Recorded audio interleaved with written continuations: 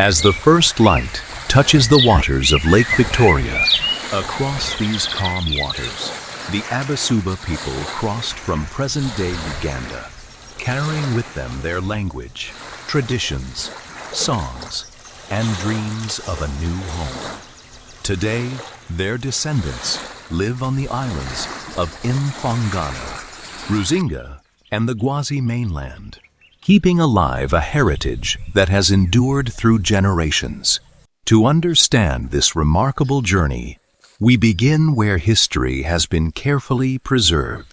Welcome to the Abasuba Community Peace Museum, a place where ancient artifacts, oral traditions, and cultural treasures reveal the story of the Abasuba people. Together, we will uncover their migration, explore their unique customs, has safeguarded. This is more than a documentary. This is the living story of the Abasuba people.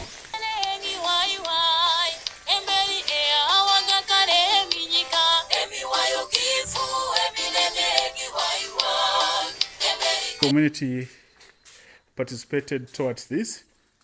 So here we have the boat. So the boat in the Suba language, we say Owato. So Owato is the boat in the Suba language. So this one was used to bring or to carry the Suba Bible to the island. So it was placed here as a preservation of the role it played. And so I would take you to see what is here.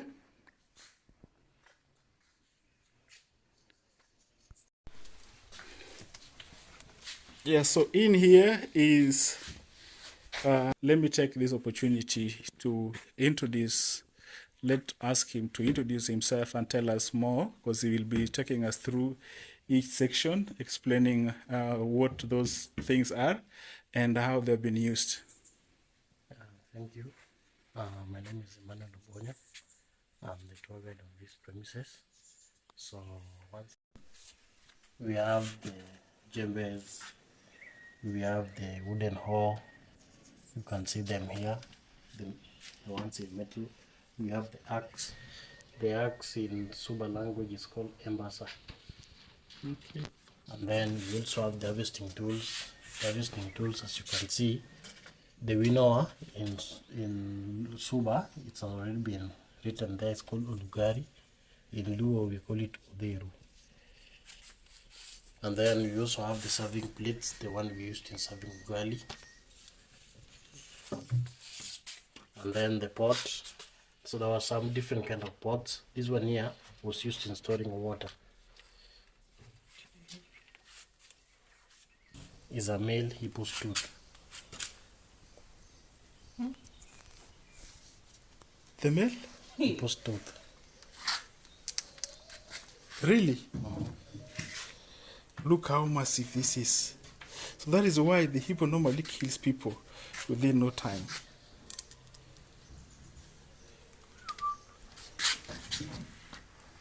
And these are the ones? This bado ni meno. This is a small tooth. Then this is a skin of a hippo. This is the leg of the hippo. Jesus, it's too big. That's the leg. So you're saying this is the leg of the hippo or the hippopotamus? Wow. I didn't know that.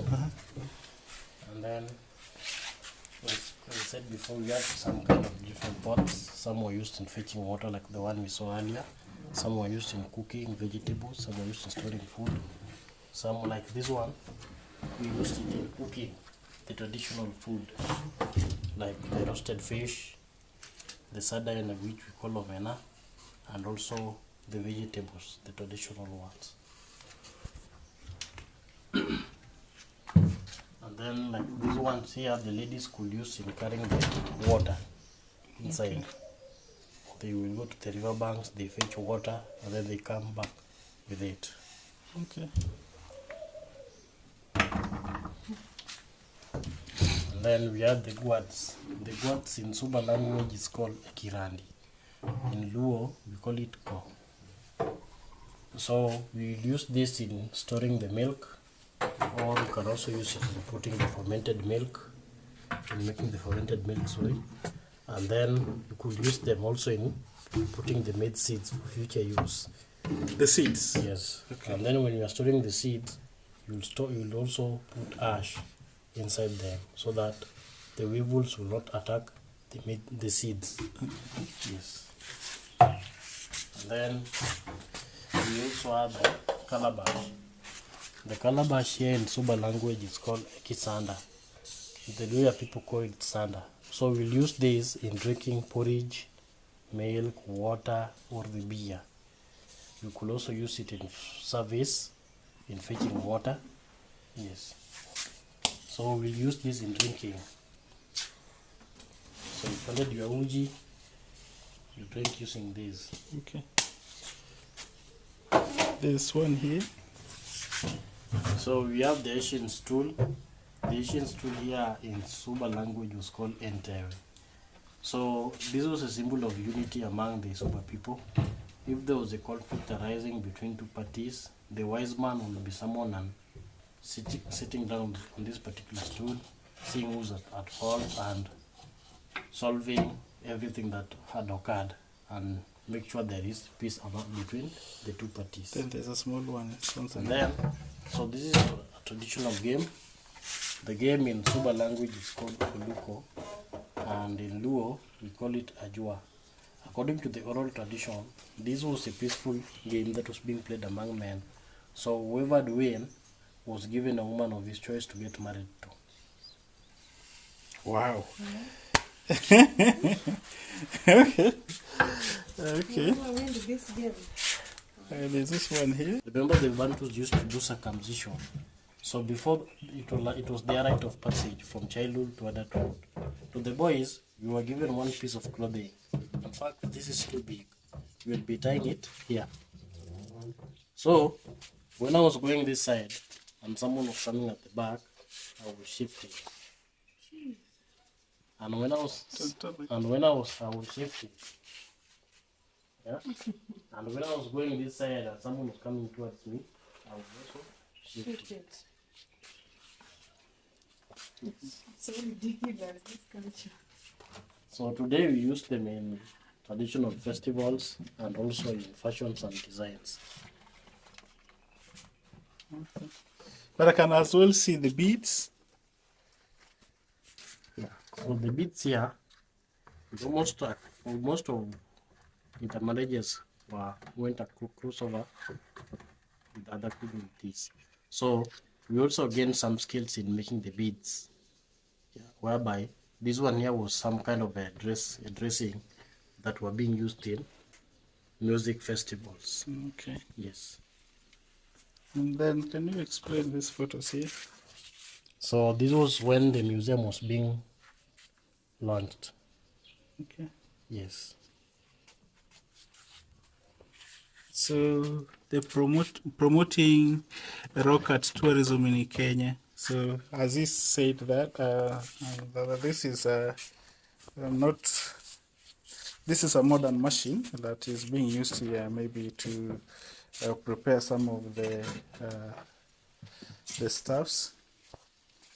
Here we also have some of the books. Now I can see far. Now I can see far, as you can see, because the giraffe has got the long neck. And on this side we have the fish pot and fish holder, as you can see. We have the pistol, which is the mortar and the pistol. Here we have the pounding stone and the grinding stone. And here we have the traditional stool that he has explained over there. Here we have the calabash that is used when actually drinking water or the porridge. So here we have some of the books that highlights more about the museum. So this one was done and kept here for many generations that will come after us to know or to learn their history. So this portrait is for who? Gladys. So the portrait here is for now the governor of Homa Bay, Gladys Wanga. Before joining politics, he was actually working with Tara, right? Yes. Yes, he was working with Tara, and she is one of the pioneers who contributed so heavily in this kind of museum to be here. What about this one, sir? So this is a tool of war, the shield. Yeah. And then this was a traditional music hut, yeah, dance. Yeah. You will dance with it. Okay. And then this is a drum. A drum or a table? This is a drum.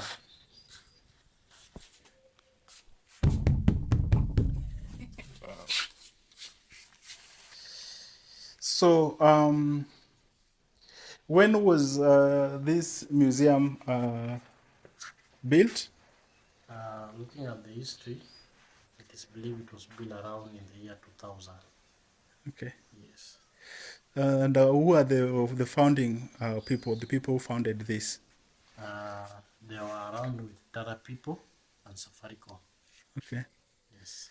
So it is believed that your grandfather donated land where this Peace Museum sits. Is it true?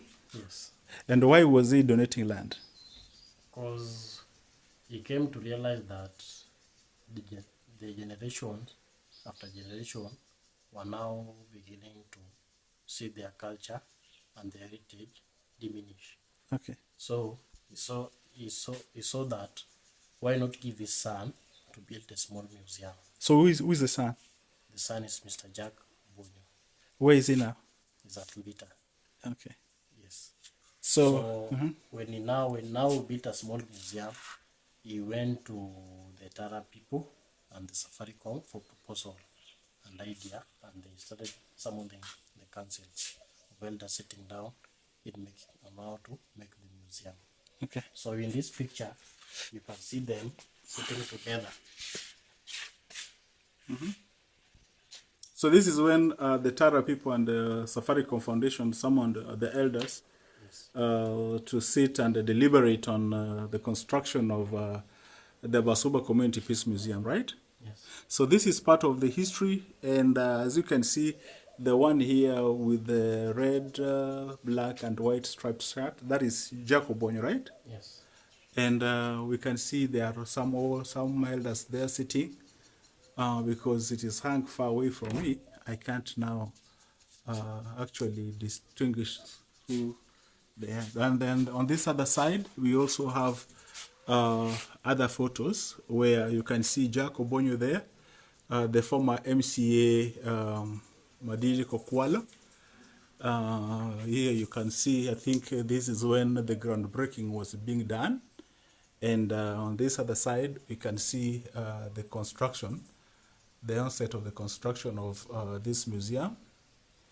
I think down here we can see the pier being constructed at the lake to enable the materials to be offloaded from the boats. So as you can see here, this plaque also actually talks about the Abasuba Community Peace Museum is a gateway to the Abasuba culture. So today what we are doing is capturing more about the Suba culture, the Suba people, and more that goes with it. On this other side, we can also see the conservation. And so we also have the rock arts. I don't know where this was taken. That's in Uganda. So this is in Uganda. And here you can see the inscription on the ancient rock arts. I think this one is also in Uganda, right? Yes. The rock art is fragile. Its exposure to sun, wind, and rain can cause damage. But the biggest threat to this heritage is the man. Graffiti, okay, so that is part of the history. Here as well, we can see the Northern Kenya rock art heritage. So, which lake is this? I think this is still part of Lake Victoria, but from another side. Um, okay. On this other side also, we have the Tara. So Tara,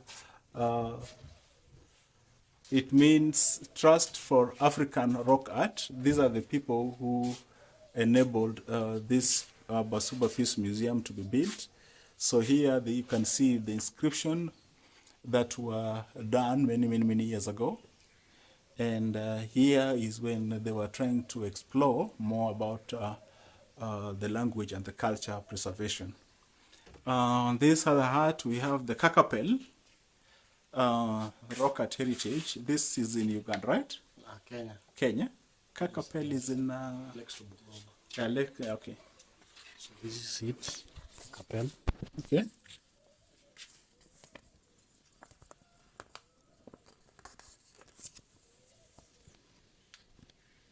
Okay.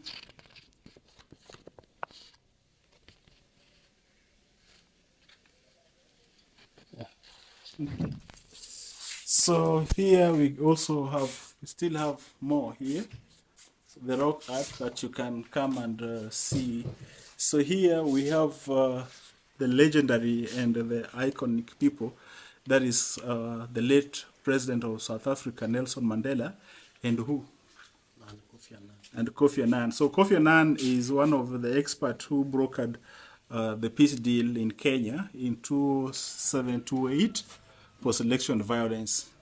So they have to hang their portraits there because they stand for peace. So Abasuba Community Peace Museum is all about peace, about the culture, and also restoration of the Suba language. So that is why they are here. As you know, the late Nelson Mandela, he used to agitate for equality and peace in every kind of community. So your parting shot. Once again, thank you for coming and visiting the museum and knowing the knowledge of everything that's in here. That's all for today. Thank you. Also saw another one where we have Charles Kasera from Suba sub-county in Homa Bay County. We are about 5 locations who came from Uganda. They are Mfangano Island, Rusinga Island, Gembe mainland, Kaksingiri mainland, and Gwasi. Those are the people of Suba from Uganda. They came in Kenya in 2 ways. One came through Tanzania. Second came through Imbo in central Nyanza. But we have one group came from Uganda because they murdered the king of Uganda, and one group, the king one who took place of that one who was murdered, takes 2 ways of Tanzania.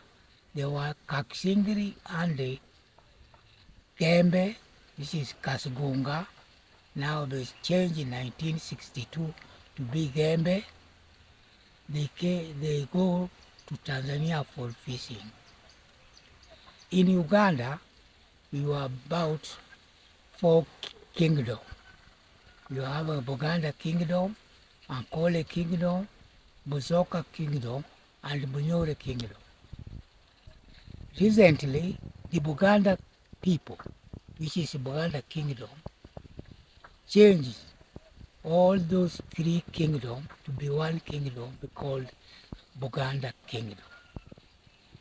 Then, nearly when it was about 1760s, there was a conflict between king by his brother Samakokiro.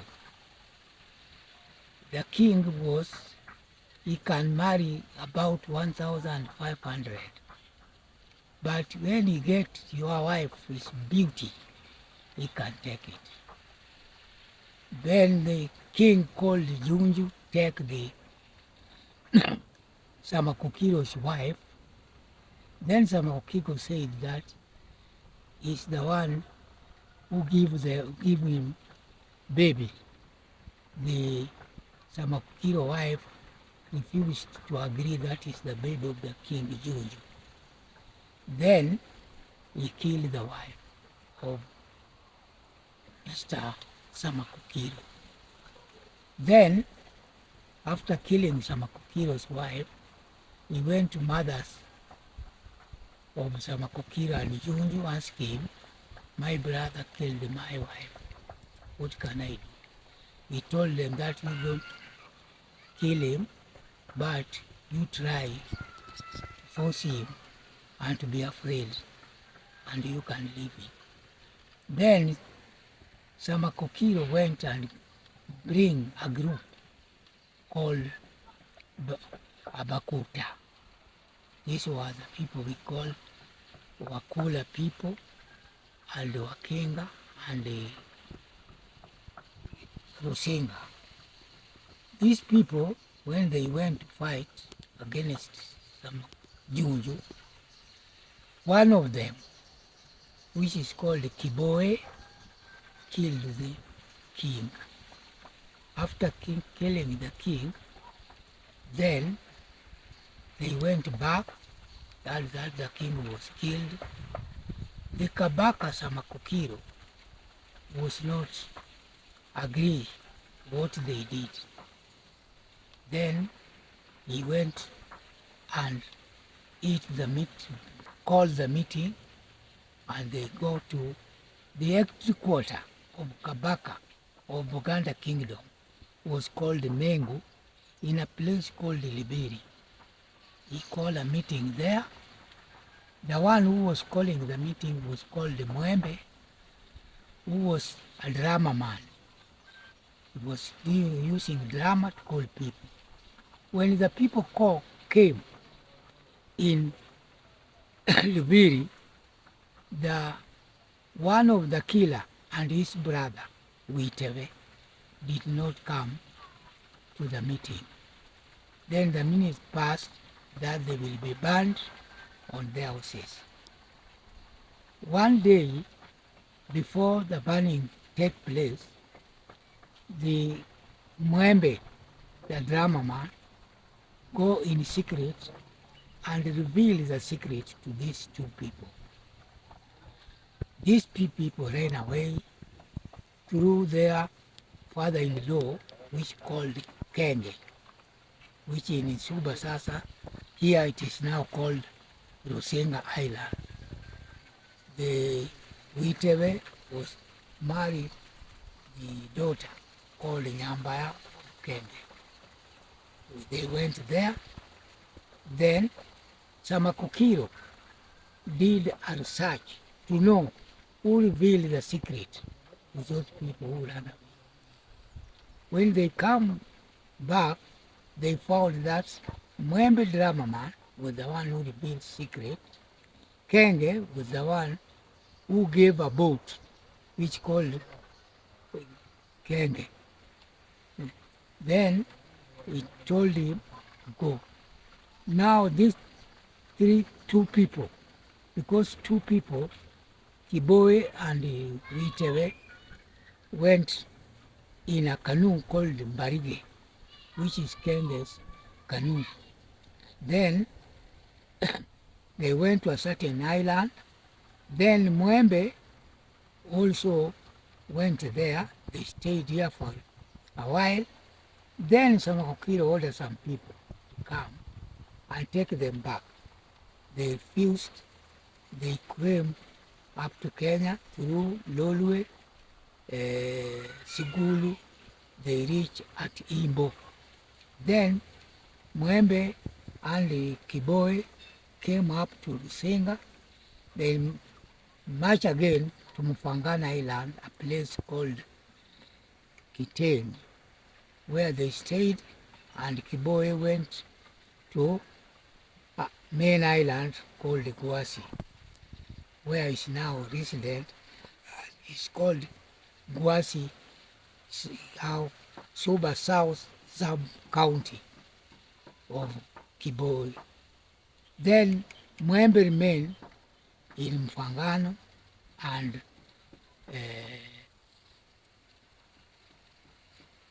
Vitebe.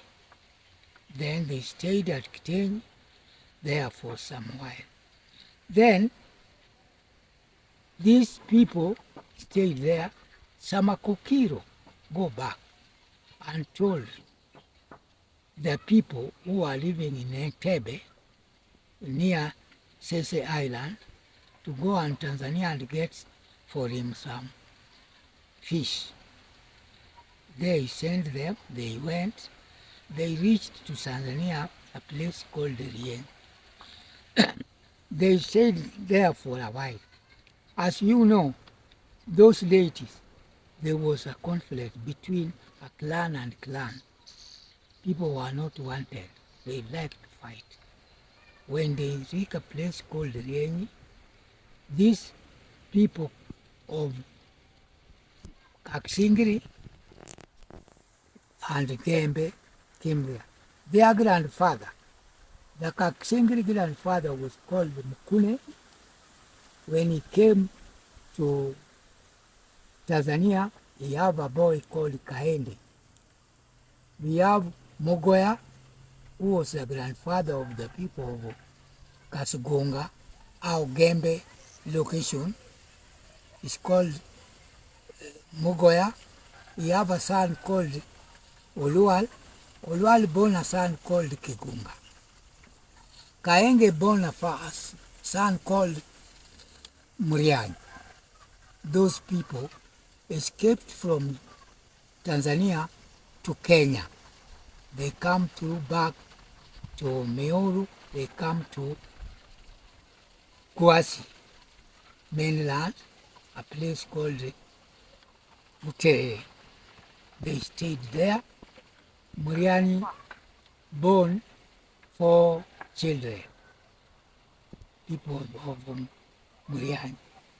Then the elder son was called Saka, who is now in Kaksingiri. We call them Wasiambi people. We have another one called Kirario, who stayed back to Gwasi up to now. Kirario, they are called Viregi.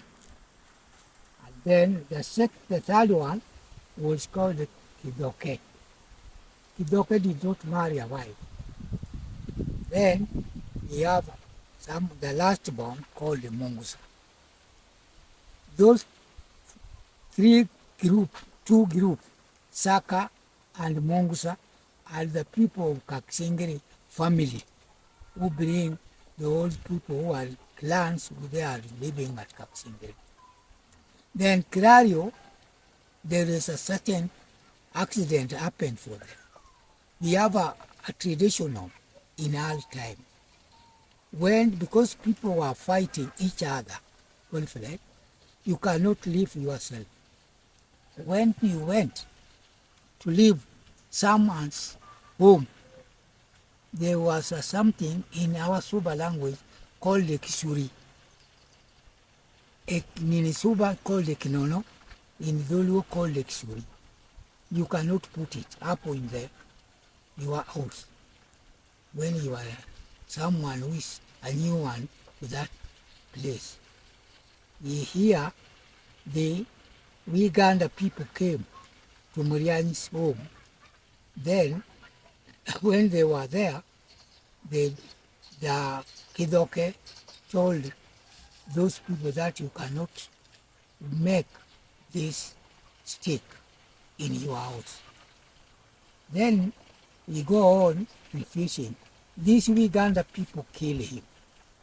When they kill him, Mungusa and Sakawa went a journey.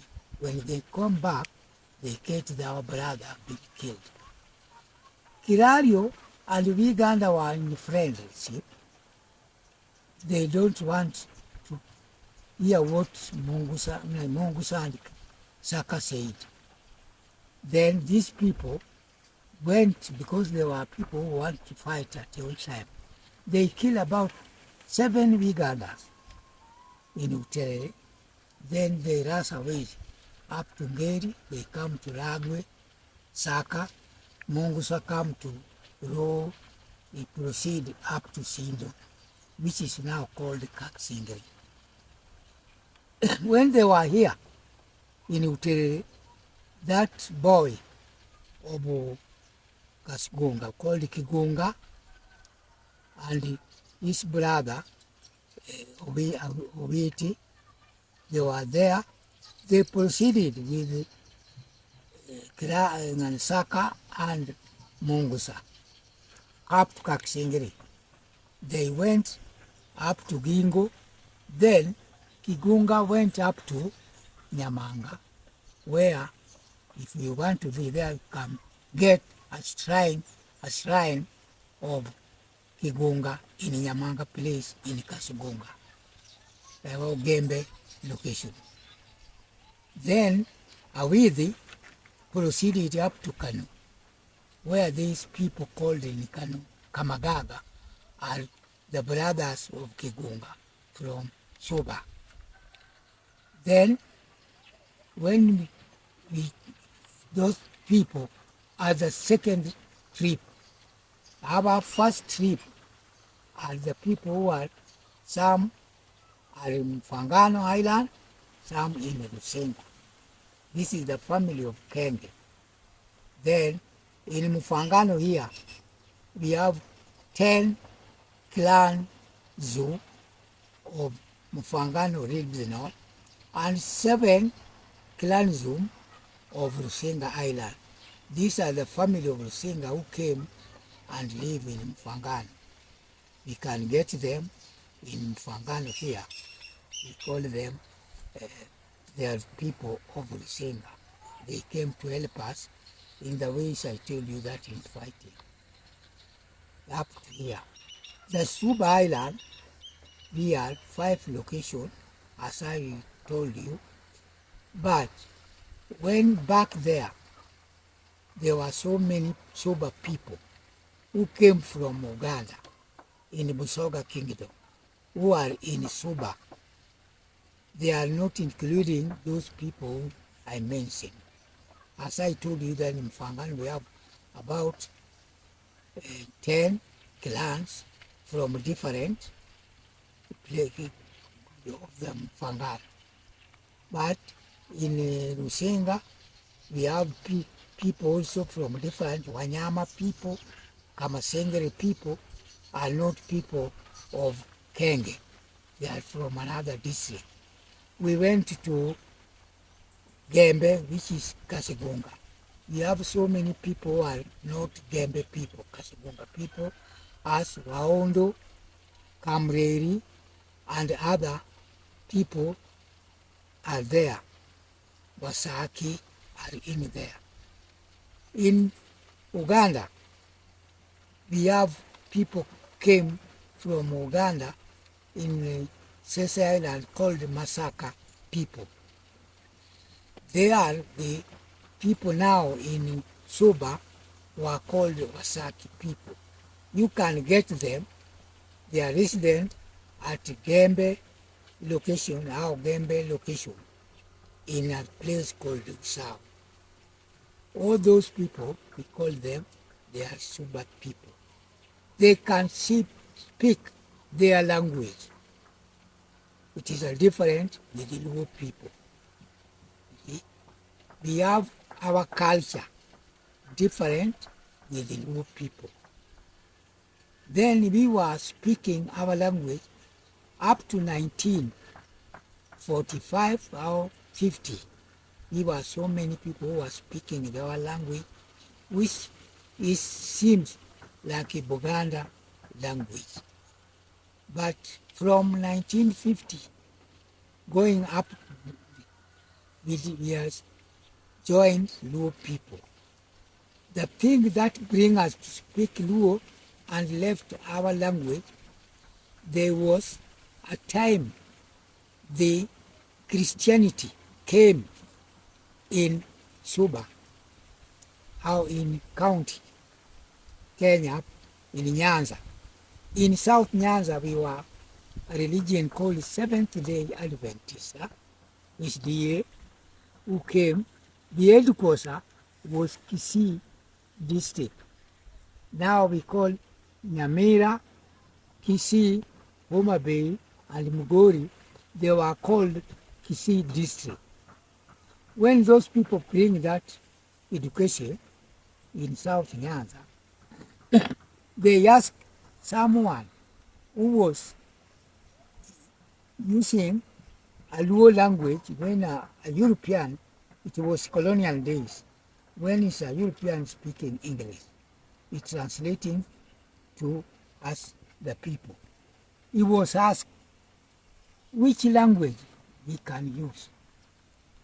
They told him the bar was called Paul Mboya. Told the colonial leader that we have a Luo language, Kisii language, and Kuria language. He left all our language in those colonial days. Now they start to teach people using a Luo language.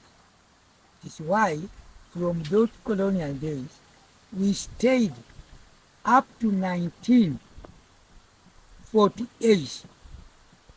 There are some our people went back where we came from.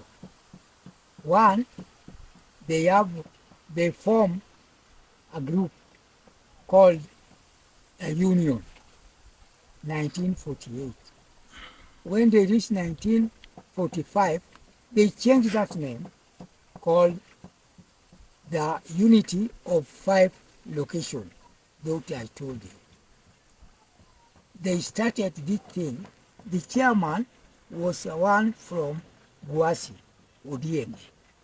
Secretary was Samuel Okelo Onyango in Mfangano, who died in America and still staying over there.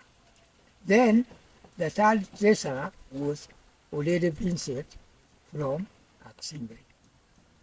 They formed this, the unity of five people, because they told the people that we have already, we cannot be unity together as the Suba people.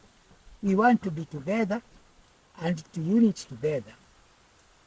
What can we do to be unit together? They sat down and they said, let us have a sport of the Suba people. They bring the sport 1958, one at Sindo Stadium, which is now called Nyakiamu Stadium. They started the sport of 5 locations. They use the coaches, chiefs as the coaches. They bring drill people, football, everything. They coach every year in December. We went that way, each other, then we found that we can be identified that we are Suba people.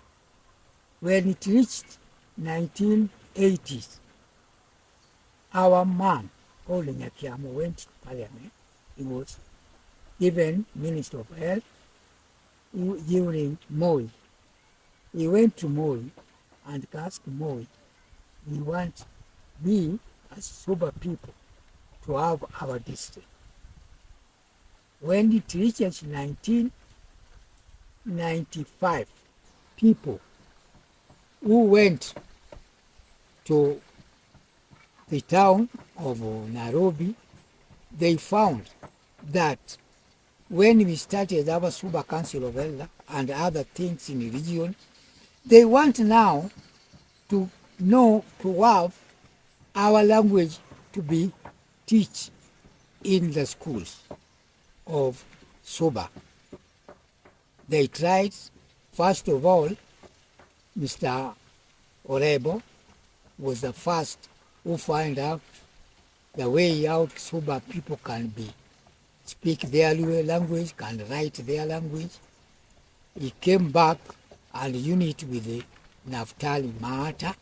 They come together. Recently, they find a way to start Bible literacy in Suba, to write a Bible in Suba language. They have already finished to write New Testament. Now we are going on with the Old Testament, which is nearly already also have finished, only to put it in the ways to be read to each other. All those our people, our late Orebo and Naftali, make a big history, and we are still remembering them, that there were people who put our language in writing. We can read it and do it everything.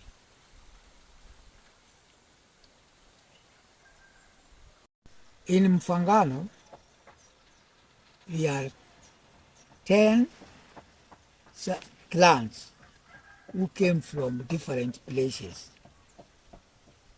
Then we have 7 clans who came from Rusinga, because they help us to take out our enemy called the Wasaki, who are ruling. They were the ruler of Mfangano and Rusinga Island. In Mfangano, the first island came from Mfangano from Uganda. It's called the Wagimbe. We have one called Wasamu. This Wasamu in Uganda, they are from Manyala. This Wagimbe from Bukoli in Uganda. We have Waganda. They are in resident in top, Nisokolo or central in Mfangano.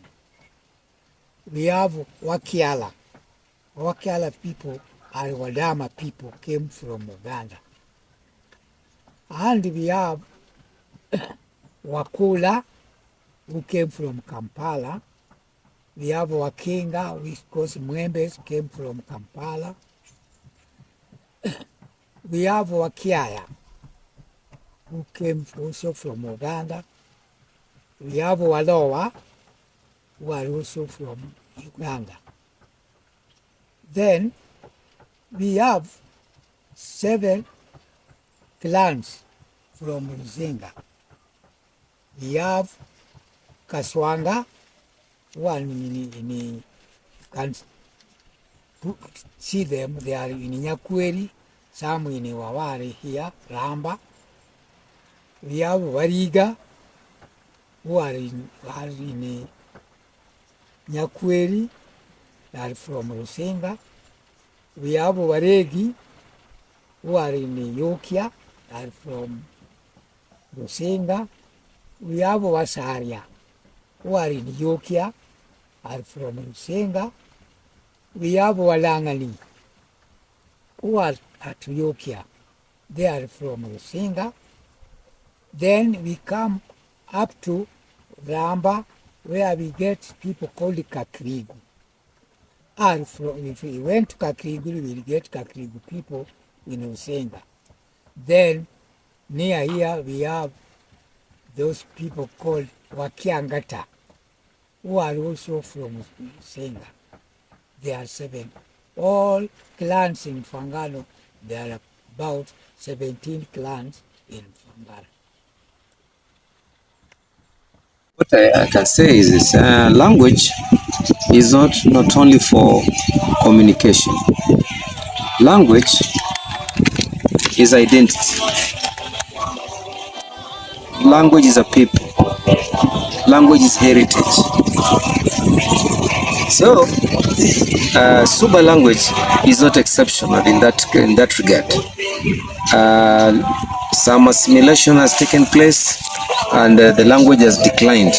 In fact, according to UNESCO's report of 2004, they mentioned that Suba language is one of the languages of the world that are facing endangered and may become extinct if no strategies are put in place to revitalize it.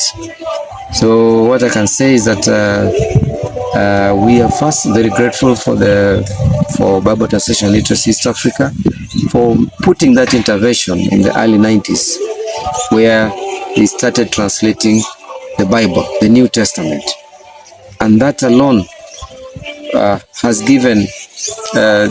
gathered traction towards that movement of revitalization of the language. And the effort that is to be put so that this language does not become extinct, or Suba language does not become extinct, or any other language for that matter that is facing endangerment.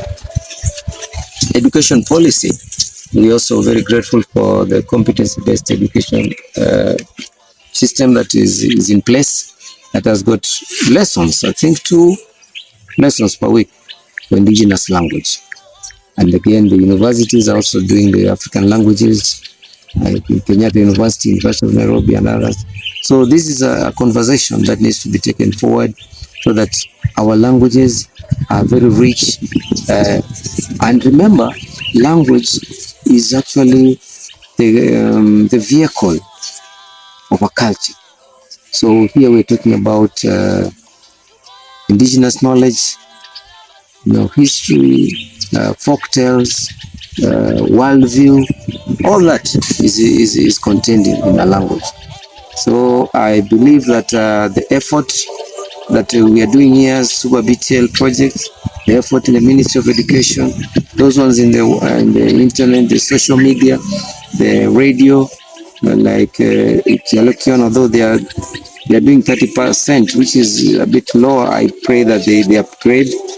And every other, the churches and community leaders and every members of the community, we can do it and we can take it to the next level and make sure that it does not become extinct, because language, as I said from the beginning, is identity, is heritage. So I think all other partners that are around, we work together and make sure that this heritage does not go to waste. And remember, it can also be the cultural component, the artifacts in the museums, attracts also tourists, archaeologists, enthusiasts, cultural enthusiasts, and the like. So we appreciate those efforts, and we hope more will come in to ensure that this is achieved. My name is Boniface Msaswa. I'm born and raised in Mfangano Island, and I'm a Suba by tribe. I work with Bible translation and literacy, where we translate the Bible into Suba language. And the work began way back in 1992. And it began when some clergymen, some pastors from Suba community felt the burden of having a Bible into their language. Formerly they were using English, Dolu and Kiswahili Bibles. And they realized these Bibles were not speaking to the people, to the heart of the people, because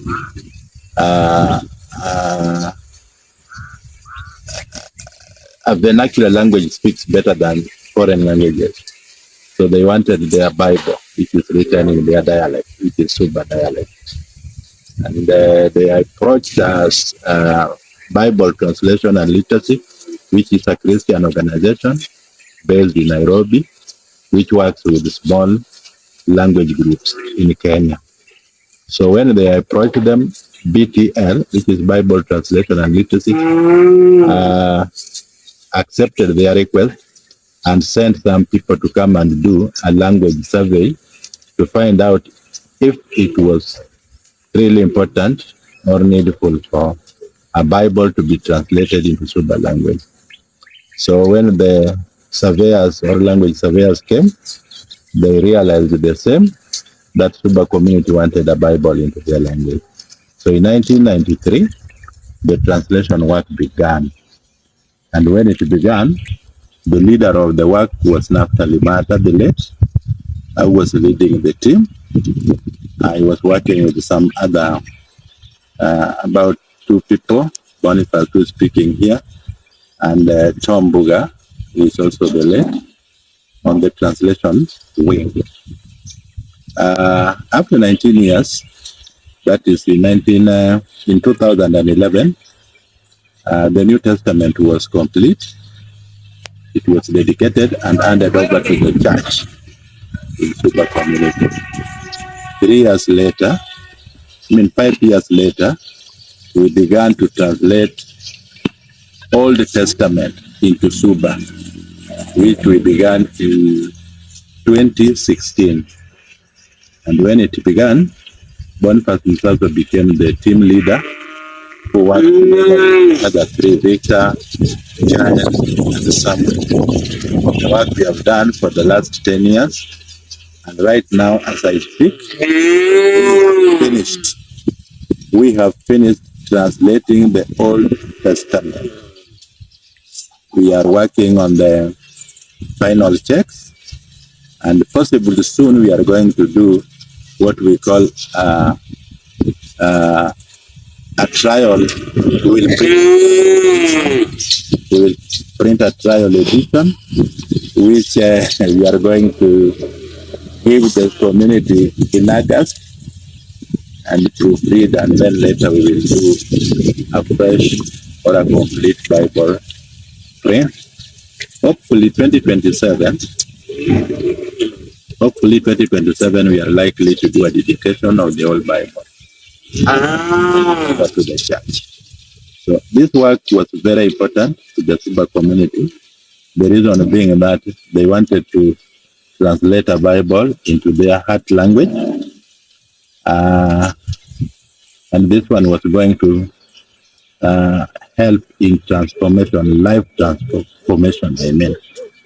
So one of the objectives of this work was to transform lives of Suba people. The other thing was also to help them be literate, because the Bible it's Bible translation and literacy.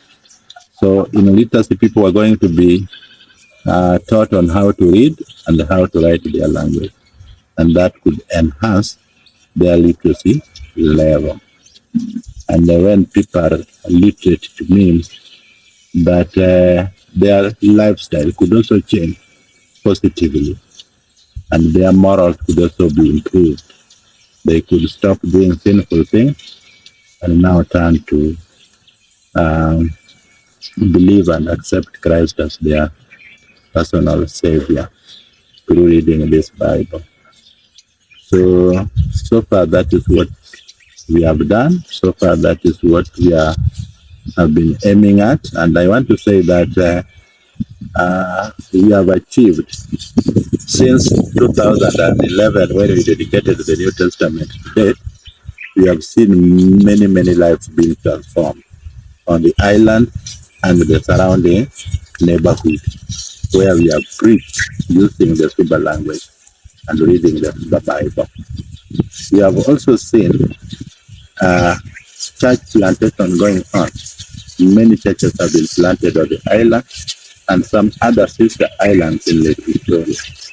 So that one has also been a big boost. And finally, I want to say that there has been a very strong unity among the church community into the Suba community. Before, churches were not united, but through Bible translation, churches have come together and they have embraced or accepted each other. So today you can get different churches coming together and accepting and embracing each other, something which the Bible is really talking about. Jesus wants us to be one so that he could achieve his aim. Secondly, I want to say that as an organization, we work with other organizations or other institutions like schools, like women groups, and even youth groups. I want to say that through BTL, through Bible translation, and particularly Suba project, the birth of Gethsemane came to be. Why? Because during the time we began translation work, there was this HIV and AIDS pandemic, and many people were dying on the island, and even in the neighborhood. I remember one time when some missionaries had come just to visit, there was a lot of death around, and they were asking themselves, why are people wailing? We told them people are wailing because we are losing our people. Now, if they die like this, where will the children go to? Who will take them to school? And again, who will read this Bible if everybody is dying? What do we do? And then they thought of a program which would support the orphans and the widows who are remaining behind. So they came up with the introduction of Gethsemane, a Christian school where orphans can go and get some sponsorship. And I want to say that many young ones have gone through that one. Today they can also come and plow back. They can also support their families, just like any other child who has his father or has his mother. Yes. There are many things we can do to sustain this program. I remember we are now working with the government through Kenya Institute of Curriculum Development, KICD, to develop some Suba literacy books, because there is a policy, an education policy, which wants all the indigenous languages, like the Suba language, to be taught. The CBE is introducing that one, so that children can be taught into in their mother tongue. We have done some books. We have done for grade 5, 4, and I think 3. We are yet to develop those other materials, and we think that sooner or later the government is going to roll out that one, where our children will be taught in public primary school in their language. If that happens, then we think that this program will be sustained, because the language will not easily die. Meanwhile, we thank God because there are other schools which are also interested to start these programs. Even some of the private schools like the Anointed Vessel Christian School, which is also coming up very strongly. And they have also shown some interest that come 2027, they would want to start introducing Suba language into in their school. And I think by so doing, the language will be live. Finally, I want to say that it is our prayer that literacy will kick off very strongly, because we have done the Bible, yes, but the Bible will only be useful if people can be able to read it. And you can only read when you are literate, and you can only be literate when you are taught. So we are trusting God to get funds so that we can go on with the literacy program and teach our people how to read and how to write their language. Thank you, and God bless.